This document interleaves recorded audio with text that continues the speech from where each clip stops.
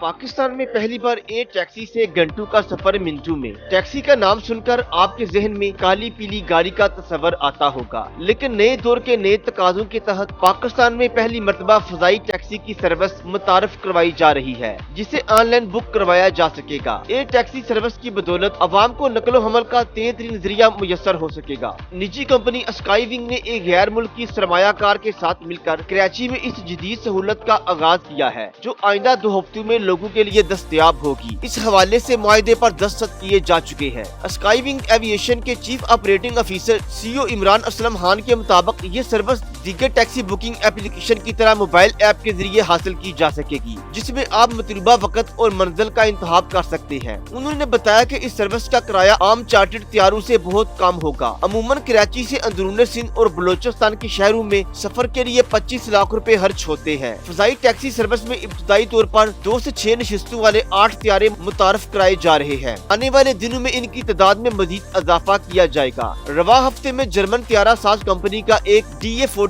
Diamond त्यारा भी service में शामिल किया गया है, जिसमें पायलट के अलावा 3 मुसाफिर सीटें हैं, जो तकरीबन 300 किलोमीटर फी घंटा की रफ्तार से परवाज कर सकता है। इस एयर टैक्सी से सियासी, मजहबी और कारोबारी शख्सियात समेत मुख्तलिफ शोबा जिंदगी से ताल्लुक रखने वाले मतमूल अफराद फायदा उठा सकेंगे। इमरान असलम का मजीद कहना था कि sky wing ambulance service 1 day pilot और हवाबाजों की तरबियत पहले से कर रहा है। मुनफरद सर्विस के जरिए इंतहाई कलील वक्त में कोई भी ये खिदमत हासिल कर सकता है।